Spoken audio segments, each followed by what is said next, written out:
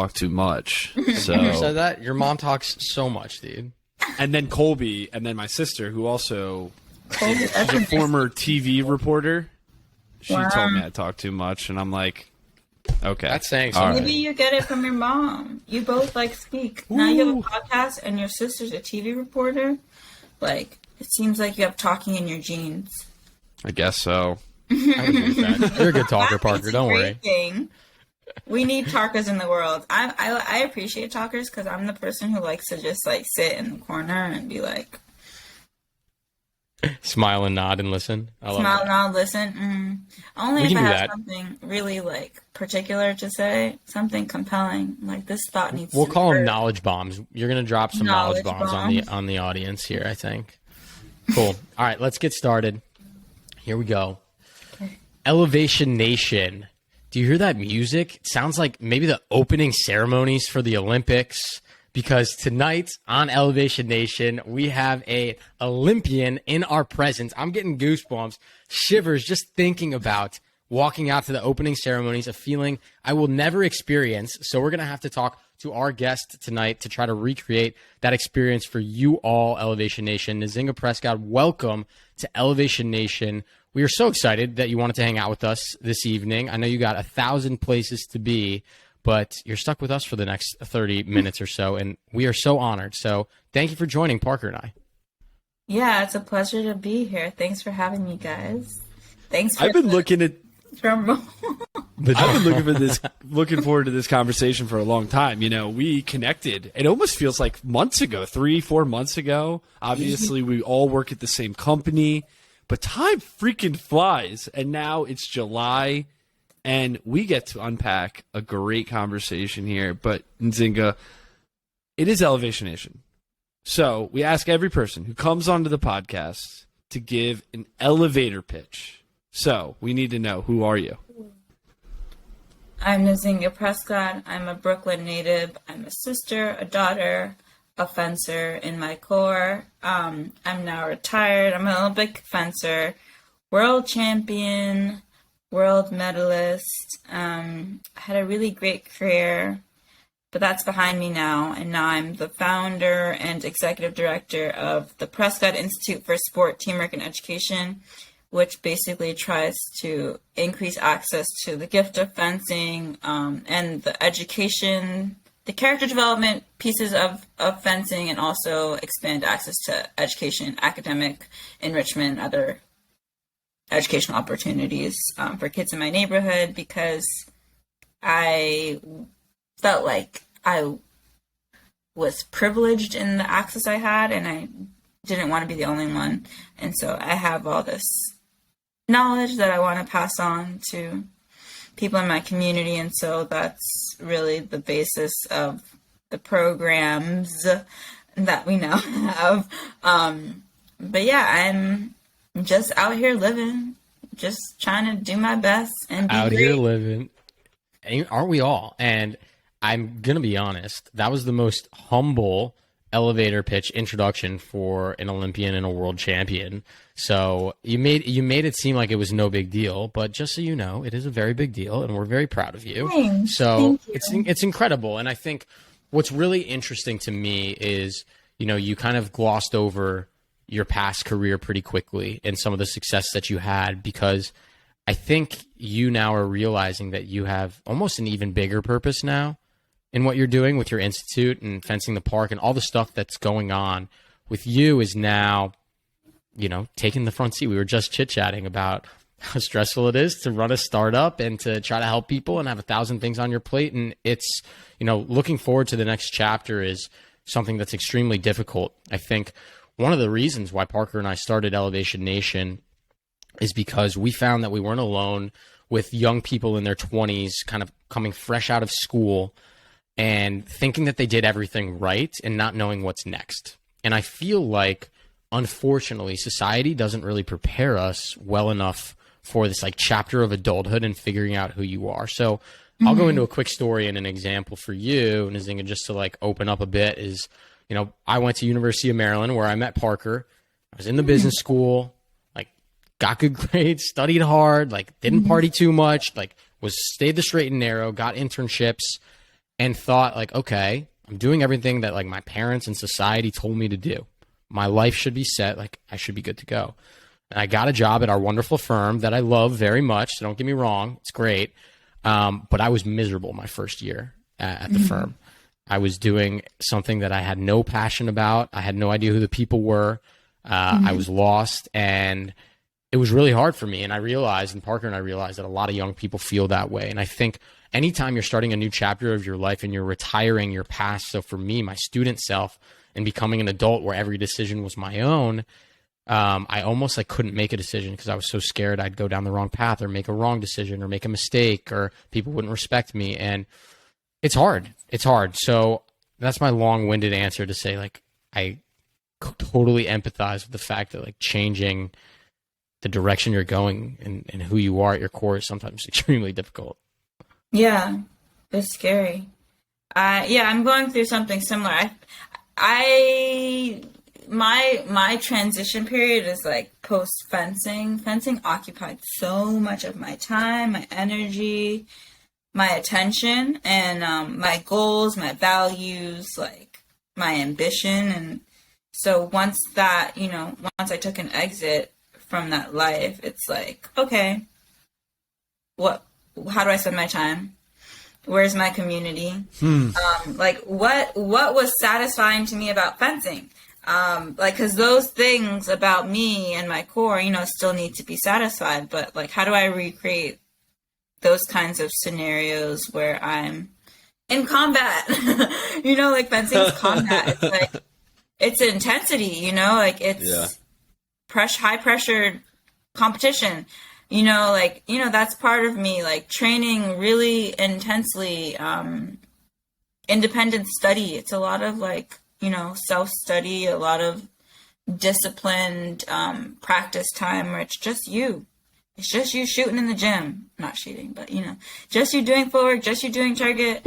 And it's very meditative. And it's all towards this goal of the Olympics, World Championships, getting better, like figuring out strategies to improve and, defeat this opponent that, you might have trouble with. So you're always working towards something, where you're going. It's like the end goal is the Olympics, so, and to, figure out how to perform well at the Olympics. So at some point when I stopped fencing, it's like, okay, where am I going? So it's like you just lose this sense of direction. And I think it makes sense that the loss feeling that you're speaking of, Sam, is like, I mean, I still feel some loss. I still feel like I'm, unsettled and like trying to grasp the ground a little bit and feel like everything's okay. Like there's no structure. You create the structure when you leave school and you leave like really mapped out like trajectories for your life. Like just the fencing and the Olympics is like, it's clear, you do this to get to, you have this routine to do this and like get to this point. And now it's like, well, what point is it now? So you have, and like with what experience, so it's like you're learning as you go, you're making decisions as you go, you're failing, you try again, like it's a lot. So I feel you with that. And like, I think the age too is a lot of those kinds of decisions and like what people you want in your life, like what kind of like hobbies you want in your life, like what do you want your work-life balance to be like your family life, like how intense do you want to work, like are your ambitions really your primary goal? Like at this age, it's like maybe I need to reevaluate how I think about achievement. Were you always this introspective, even growing up? Like when you were going through, waking up and you had this idea that one day you wanted to become an Olympian, were you always taken back by your own thoughts and really thinking about, wow, what can I handle today? Using that self-awareness muscle in your brain to acknowledge and understand where you're at. Have you always had that in you? I've always been in my head. I used to, like, when I was 9, 10 years old, I used to do things like avoid the cracks and like jump here, jump there. But like, it's all like a game in my mind, If I jump this way, I have to jump that way and I can't touch this line and there's that crack. But I'm just like playing, it's like fencing. It's like I'm playing with myself in my mind. There's not other people. It's just me like making entertainment and thinking about like how I can do something well. That doesn't mean anything. Like, I really remember, like, just walking on the sidewalk and just, like, avoiding cracks and, like, making a game out of it and challenging myself to, like, follow these rules that I started setting for myself. And then I would play in the dirt a lot. I would like animals a lot. I've always been kind of a little bit, like, in my own corner. And so when I started fencing is like a really great sport for me because it's so thinking intensive and so like problem solving intensive and so like self-challenging. It's, you have an opponent, but really you are trying to improve your technical skill, like your reasoning skills, your problem solving skills, like how to recognize this type of attack or that kind of defense and what you're going to do here versus there, or like, switching like this little tweak to maybe this will work. So it's and you do all that kind of maze navigating on your own. It's not like you're having conversations with someone about like this tiny little strategy you're doing to beat the 15-year-old who you started fencing for the last 2 weeks and now you can't beat them and you're trying to figure out how to beat them. I would spend my train rides like back from Manhattan. I would spend my train rides back from Manhattan to Brooklyn. It was like an hour commute when I was like 12.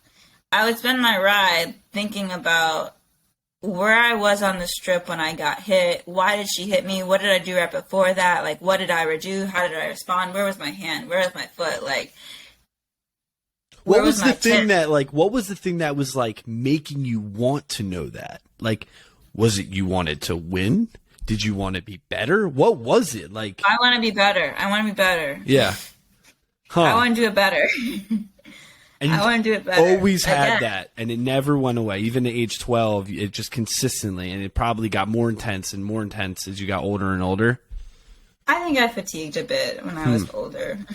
But yeah, I feel like when I was young, I just wanted to be better than, I just wanted to be the best. I wanted to do it better, or like, I just felt like there was no reason why I should just like be okay with someone else doing it better than I was doing it. Like, why not? Try to do it better than them.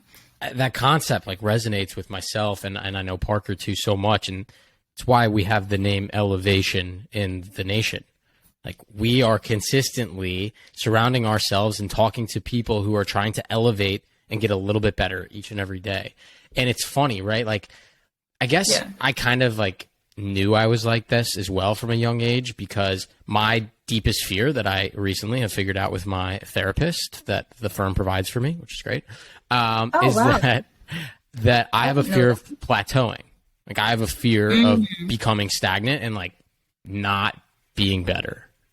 Like, that freaks me out. And I think it's so cool to hear you are like that as well. And it's funny because so many people we have on the podcast that are elevators, like, also think that way. And like, not that it's a right or a wrong way to approach life, but like, there's like this kinship in this bond that I already have with you, because I know like kind of how your mind works, because I think I work in a similar way. And we were just talking about like, now we're on this new chapter of our lives, and we both have startups and you have a foundation you're working on, and it's like, you want to improve. There's so many things to do. You have to try to make it better so it can run itself. And it's like, it's not enough to just have something. Like, Parker and I are not like, oh, we had a podcast with 170 plus episodes. That's cool. Like, that's enough. No, there's more. We want to do more. And it's this obsession with elevating is both a blessing and a curse, I think, because to your point, like, I can't turn it off. Like, it sucks. Exhausting. Yeah. Is it out of like a fear? I always think about this. Like, is it genuinely because we want to be better and we want to grow and make, contributions to the world and make the world a better place and whatnot? Or is it rooted in some fear that like we are going to fail, or we are going to plateau, or, you know, we're wasting away time or a talent that we have? I keep going back and forth. Like, obviously, it's a very philosophical question. You'll never know the right answer. But, Nzingha, I'm curious, what do you think about that? I'm not sure. I think the reward is something we have to add to the conversation, because I think when you're striving for achievement and like greatness, you know, it's recognized. And so I think that recognition has some kind of fuel, and it's like part of the like striving. It's like, it's the glory. It's like, you know, the three G's with they teach you in American history, the gold, the glory, and what was the third one? I don't know. The guts? I don't know. Guns, maybe? Guts? I don't know. But glory, it's like the glory, it's the glory part. It's like, the world is mine, like, I'm the greatest. It's like it's like validating. I think when you grow up with that as like your habit, or it's something you're accustomed to, it's hard to like break that cycle, and it just becomes your expectation for yourself. And I don't know, I think I've always been an achiever. Before I started fencing, I've always been like an achiever. Like, I was valedictorian at my elementary school, which is not like anything Hey, that's crazy. an accomplishment. You have that over every other person at that elementary school in that year. True, but it's just like, I just always wanted to do it better. I just always wanted, you know, and I remember being like in competition with like another student, Aram Ferguson. I remember Aram, he was like a smarty, and it was always like, what'd you get on that test? And I was like, I got this. And then, what'd you get? But I think something that honestly set me apart was like, I don't think I compete with people. I compete with myself. I think my goal is not to beat people. I've seen people in fencing, it's a combat sport, so I've seen people in fencing who get by or are successful in fencing because they want to tear you down and beat the person. I'm not that person. I'm not that fencer. I'm the fencer who's like very technical, has a lot of skill, has been like, I work really hard, spends a lot of that meditative time to like perfect things. Like, I'm more about like, my skill is just so good that my skill is better than yours, you know, because I put the time in to do that. I think a lot of other people have over me like the aggression and like the will to win more than I do. Like, I think I have the will to win, and that's why I work hard in practice. When I get to competitions, it's not like my ferociousness that is like beating the other person. It's the time I put in practice, so, and like in training and all that stuff. So, and that's like my advantage, my skill. I feel like my skill has always been like really, really deep. Like, my competitive, like my ferocity is like, you know, I could have done a lot better. So there's something in, I'm going to turn the light on if that's okay. Yeah. Something in fencing that we do is like, or people do, is yell. So like, when you get the touch, you hit someone, you release, it's like a release of energy. It's like, and it also like adds to your momentum, and like, there's a lot of reasons to do it. It convinces the referee like it's your point, whatever there's a lot of reasons people do it. It's just like the norm, you know, people do it. So when I was younger, and like even up to like I was 21, I just would never yell, because I feel like it was like a principle thing. It was some principle thing. It's some because I'm like more reclusive and like less expressive. Like I was saying, I'm not like in your face. Like, I'm not that person that's just like trying to beat you like with aggression. Like that's never been me as a fencer, as a person. And so, yeah, it like took away from my game, definitely. But like, I think I had a principle against doing it because I felt like I want to win on skill, and I was just very stubborn with like, I just want to be better than you and do the game of fencing better than you. Not any of this extra stuff. I just want to like be like the classical fencer who's just like, my skill is really great, my technique's really great, my strategy's really great, I made smart decisions, like I've practiced these situations and know how to respond and recognize them, and like I'm just a better fencer than you. I don't need to yell. I don't need to do that. And I feel like that was like a thing for me for a while, and then I eventually started yelling. I think also like injuries started coming. Did you find your game change? Did your game change when you started yelling? My game changed with the yelling, yeah. It's like you go on a roll. It's like you pump yourself up. You get momentum. You're like feeling yourself. You're like, it's definitely like a mental strategy to have that release, and like it's built up your confidence for the next touch. It messes with your opponent, so there's a lot of reasons to do it. I just was very stubborn, but yeah, so I've always been like into the improvement of myself, of my skill, of my game. And like one of my mottos, like when I was fencing, was like a reminder to myself to be a student of the game, because I knew that like, okay, I just won this thing, or I just medaled here, or I just got a good result, and you can't rest on your laurels. You know what I mean? You have to, and I think that's another reason like why you think I'm humble. It's like, I did that, it's done. All right, I'm on another mission now.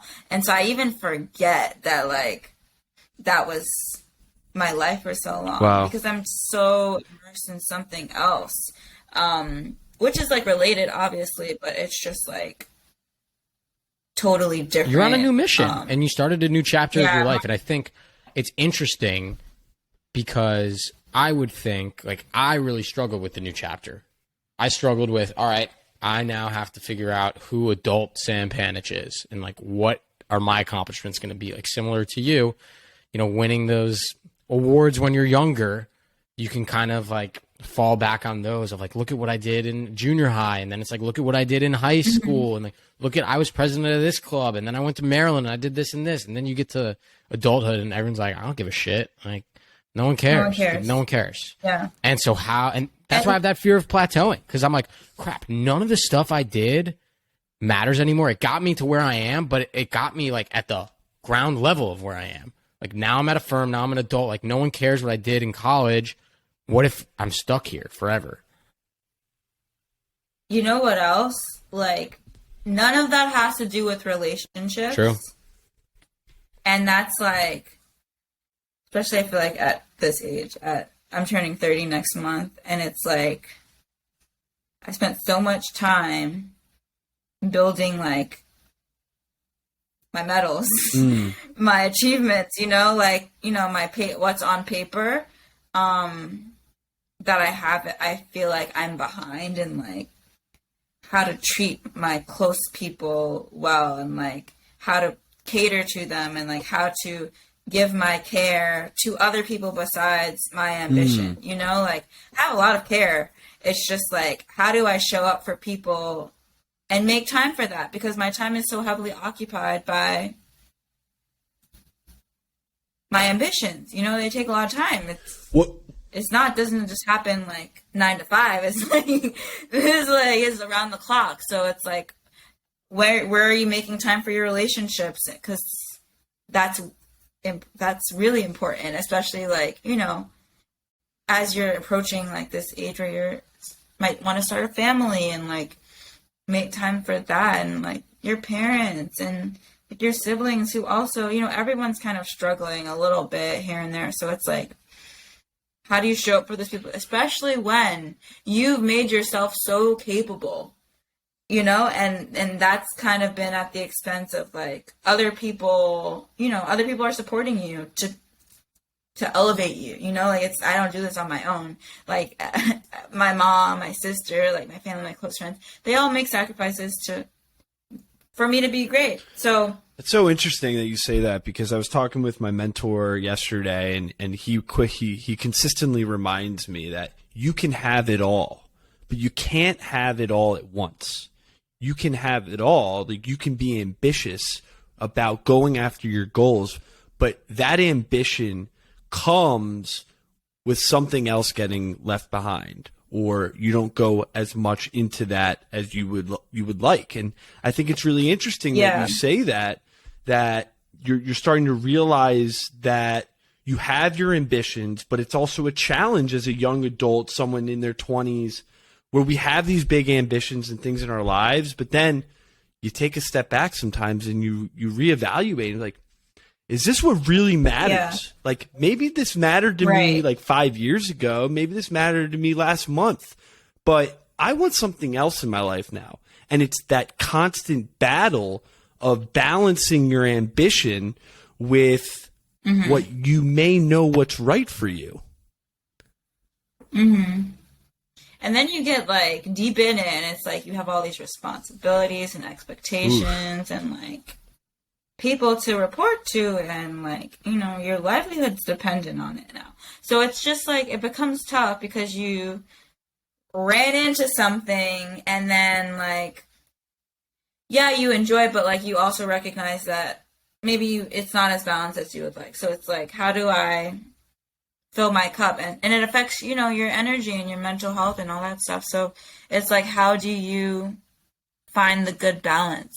And I think that's the good balance I'm looking for, because I think I've had balance in my life. Like as an athlete, it was like always school athlete. It was good balance. Like, you know, school, you talk to people, it's social. Fencing, it's same, you study, you talk to people, it's social. You know, you have community in both places. It's like you're not like drowning because you're oversaturating yourself with one thing. So it was good balance for a long time, and then like EY and fencing. And now I'm so heavily in the program and I don't have a lot of balance. And it's hard. Like it's startup. So it's like around the clock, always working. Someone's always reaching out. Someone's always responding to, and that's really hard for me because I don't necessarily like fill my cup by talking to more people. That's not my personality. It's never been my personality to like be talking to everyone all the time. It's just, I've always been like in my mind, you know? And that's where like fencing is very fitting for me, because it, you know, I was already like that, and like it helped me like, you know, fine tune that. So it's just, I'm trying to figure out the role I want that will make that'll make my foundation like very satisfying and balanced for me.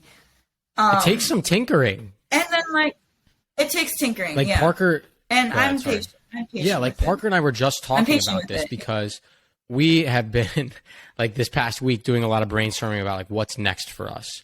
And he asked me a great question the other day. He said, if we stopped doing Elevation Nation, how would you feel?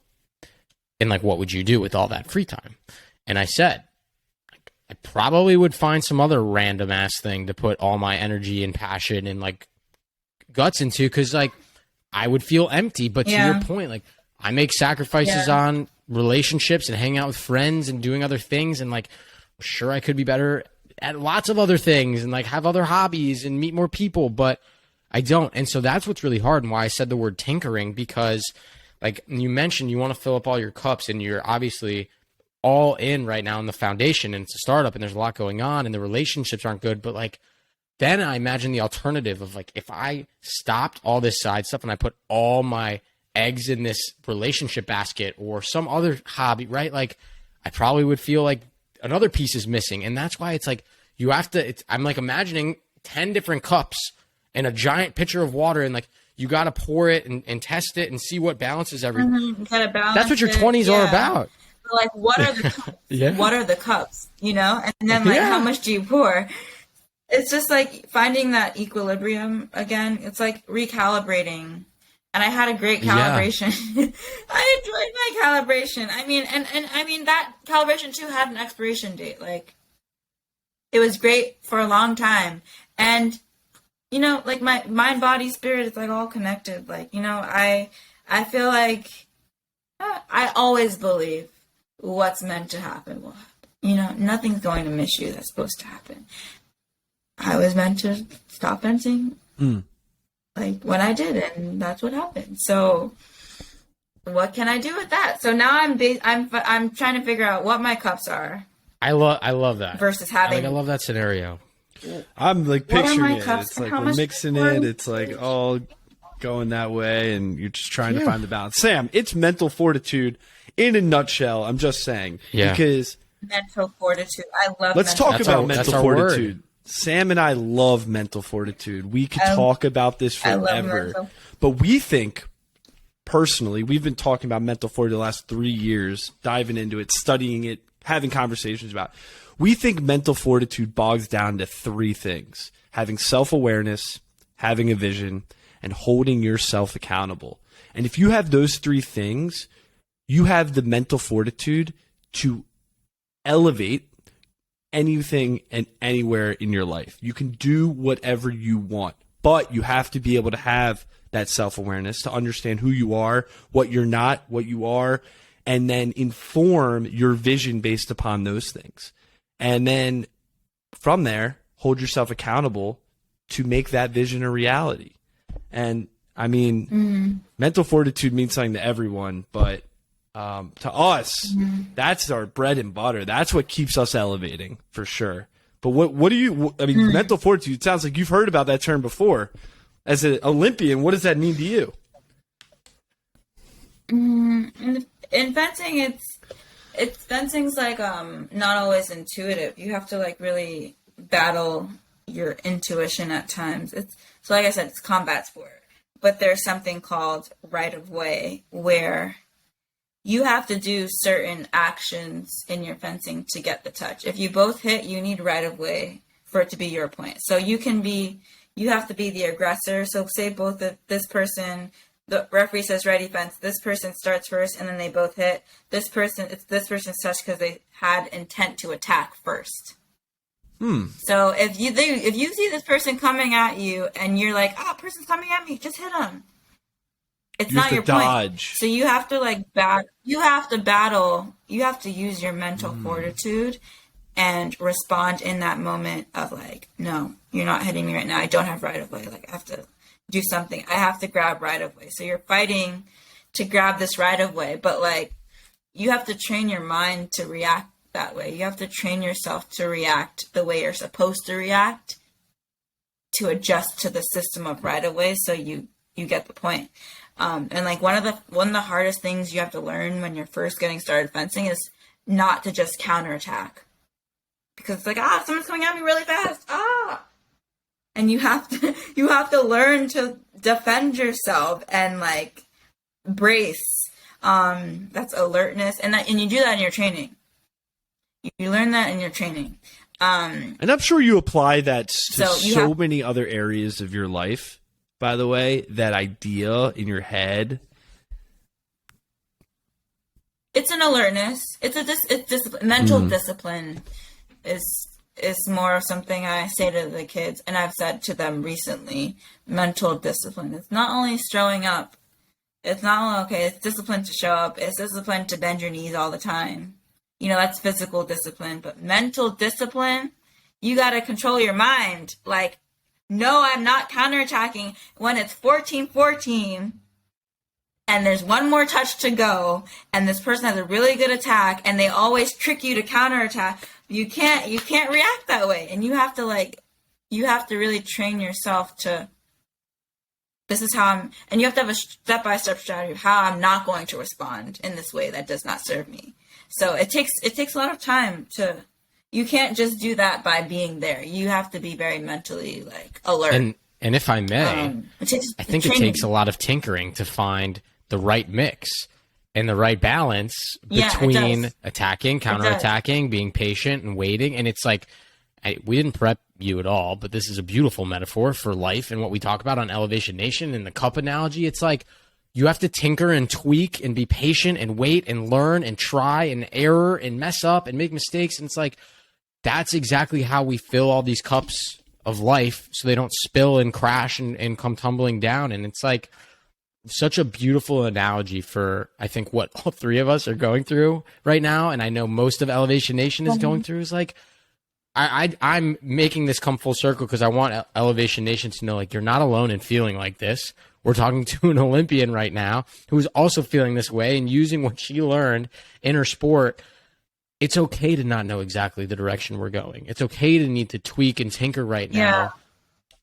It's sucks. Uncomfortable, but like the uncertainty is uncomfortable. I mean, not knowing if you're going to win a bout, like a match, is uncomfortable. You know, it's like, am I going to win this bout? Am I going to win this bout? But it's like, you can't think about that. Like, you have to think about that mental discipline to do what you're supposed to do to win this one touch. And I think if you look at the journey as like expecting to have these periods of uncertainty, of discomfort, and you just kind of brace for it. It's like, okay, just one day at a time, one thing at a time. I think that helps you, you know, like counter anxiety, like not being where you want to be, like, you know, mood challenges, like those mental challenges of like, you want to be somewhere and you're not there. How do I get there? I'm not there. But I think if you prepare yourself by expecting those and like telling yourself this is part of the process, like having those lulls, it's part of, you know, you're not always going to be on high. So I think you just really have to know that, accept it, and like anticipate it. And in those times, it's just like one day at a time, and give yourself grace. Oh Lord, I mess up all the time. I'm just like, oops. Well, you can't, like, I feel like if you don't give yourself grace, then you're giving yourself no room to fail. And when you give yourself no grace and you don't have any room to fail, you're not elevating because you're playing it safe all the time. So, I mean, you hear from an Olympian, Sam, you know about, I always say, you got to give yourself some grace because as a young adult, it is challenging. It is hard. You're going to go through ups and downs. It's going to be frustrating and it's going to be anxiety provoking and there's going to be great things and bad things. But at the end of the day, we're just trying to figure it out. No one has the right answers. The only person that's going to have the right answer is when you can wake up one morning and be like, this is okay for me. This is cool. And if it's okay for you, wonderful. That's a great freaking start. I love it. That's beautiful. Yeah, and give people grace too. It's reciprocal. Like, be understanding. Not just one way. I think we did an episode on Grace Parker a couple months ago. I think we did one all about giving grace. Yeah, so we'll have to send that to you, Nzingha, because it's good. But I want to ask you, we have a couple more questions for you, and I want to make sure we honor your time because I know you've had a very long day. We call this our rapid fire section. So these are quick answers. First thing that comes to your mind. Obviously, we all like to get deep and introspective, but these ones are supposed to be fun and quick. So, first question for you. Where's the favorite place you've ever competed? Turkey. Okay, why? I now have to ask why. I love the Mediterranean. The Mediterranean Sea is like, oh my God. Imagine. Never seen anything like it. It's amazing. Yeah, and just take a boat out there. Dock it, anchor it, and like jump into the water. It's magical. All right. Add it to our list, Parker. Memory. Maybe one day when Elevation Nation blows up. Antalya, the south of Turkey. Wow. Beautiful. Amazing. I've never heard of even that city. All I know is really Istanbul, right? Like, I mean, it's such a big country. I've been to the airport. Got it. Well, Turkey's an amazing place. I mean, I've only seen it in pictures and videos, but I mean, the Mediterranean Sea is just spectacular. I'm trying to go. Okay, next question. Who is the athlete that you look up to the most?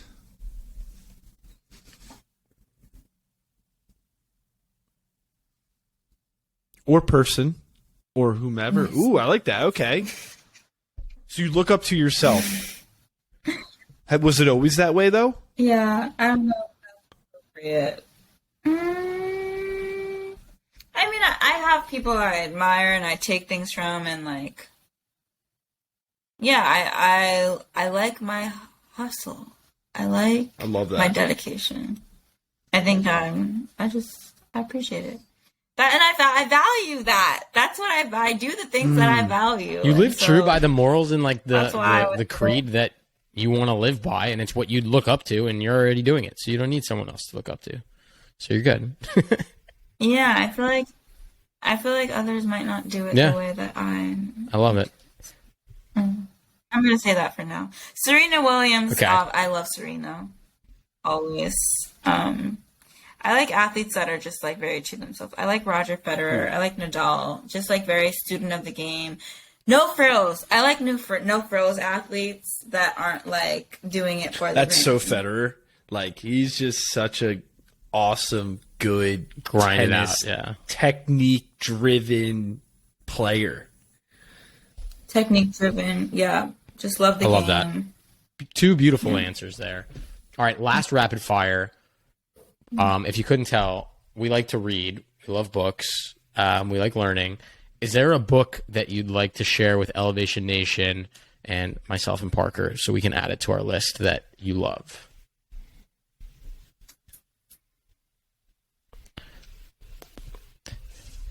This is what I'm currently reading, don't rereading, have one. and I freaking love it because I'm on a cooking kick right now. Oh wow. That's cool. I've been liking Bell Hooks Bell hooks. books. She writes about like love and relationships and like self Cool. fulfillment and yeah. But that's like because I'm trying to improve my relationships. And I had a period where I'm just like very focused on that stuff. I wouldn't even say it. But now I'm reading like more romance novels. But I do really enjoy. I enjoy all types of books. Depends what kind of mood I'm in. I haven't been reading Fair much. enough. I have not had time. Audiobooks on the train. Maybe that's it. Or podcast. Now Elevation Nation. So And I don't like audiobooks because I just reading is challenging for me. Like the focus is challenging for me, so I don't like to read if I'm like not having that challenge. that's I feel fair. Like I'm Well, you can cheating. zone I out think- and listen to the I think it's Elevation Nation cheating, too. podcast now. So I think it's cheating. To be honest with you, I think it's cheating. That Podcasts is are true. different. Because it's like a conversation Yeah. that you're a part of. They I are, feel like you're a part of. yeah, it's like Yeah. it's supposed Yeah. to be That's listened true. to. Books, I feel like you should put in work if you're gonna read. I feel like Fair at enough. that point, if you're listening to the book and there's a movie, just watch the freaking movie. Just do that. That's what I think about it. The movie changes the game. It changes the Oh, the angle of totally. it sometimes. Every time. I mean, think about how long a book is, and they have to put it into a 2-hour film. I'm wanting to read more books like Malcolm Gladwell. More books. I don't know what you would call it. I'm into like It's like nonfiction. I like Malcolm Psychology. Gladwell. Yeah. psychology books. Like I was reading like Super Yeah. Forecasting at some point, and what's that book Freakonomics with as well. not Freakonomics. It's like in the vein of Freakonomics. It's like a textbook. It's like this big. I forget the name, but it's something like Super Forecasting. That's like Yeah. behavioral science. I love that too. I like behavioral science text. It's like really dense. It's really dense and hard to read. I'd really have to be on vacation to read it. Put in the and, work. Yeah. because it's just more work. Yeah, it's just more work. But I am interested in it, and I want to like. It's something I would want to spend love more it. time learning. Well, now it's time for our last and final question. One of our favorites. It's really cool because we started this segment, probably 6 months ago, and every single guest has had a different answer. And so, Nzingha, we want to ask you what your mental motto is. What is the phrase that you live your life by? Yeah, I would say it's embrace the challenge. I love it. I think I like to do hard things. It's like weird to me. I don't like taking the easy way. It's really interesting. You're an elevator It's- at your core. We went over. It makes perfect sense. Yeah. I don't know where it comes from, but I've like when I Peloton, it's like I can't do a 20-minute class. I have to do minimum 30-minute class. Otherwise, I'm flipping. You know what I mean? I just have to do. It's like I have such high standards for like how I approach things. Sometimes, like the books. Like I don't want to read audiobooks. Like, 'cause I feel like it's the easy way. You know, like I want to use my brain. If you're going to do it, you want to do it right, and you want to do it to the best of your abilities, which I think is admirable. But it's so satisfying when you do it that way. You know what I mean? I think I like that satisfaction that I put in my effort. Yeah. I think I very much value like putting in my best effort. I think I've been conditioned that way. My mom was always like that, like my coach, always 100% effort. So it's just like, you know, how I grew up, and it's kind of a habit. I mean, that resonates, I think, with Elevation Nation a ton. And I think this entire conversation resonated with Elevation Nation. And we just can't thank you enough for joining us. I mean, it's 45 minutes. We said we were only going to be 30. We went 15, 16 minutes over, and we can't appreciate you enough for sharing your story and getting vulnerable too. That's the best thing about, I think, Elevation Nation, when Sam and I can sit here and talk, and clap each other when we have an achievement, but also get really deep and vulnerable with our guest and ourselves, and really like peel back the layer that oftentimes you don't see on social media. Oftentimes people don't tell you about when you first meet them. So obviously we've met for a second time. We really do appreciate it. And you're just absolutely amazing in every way, shape, and form. And we are just so grateful. Thanks, guys. So are you. I appreciate it. It was fun to chat with you. I'm glad we did this. I will look out for like community things. I'm very much looking for community, so I'm excited to meet your other podcasters, and I will send you those auction tickets.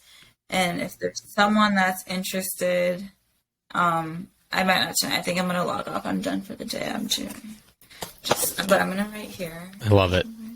This was great. I'll do our quick outro. Elevation Nation. Till next week.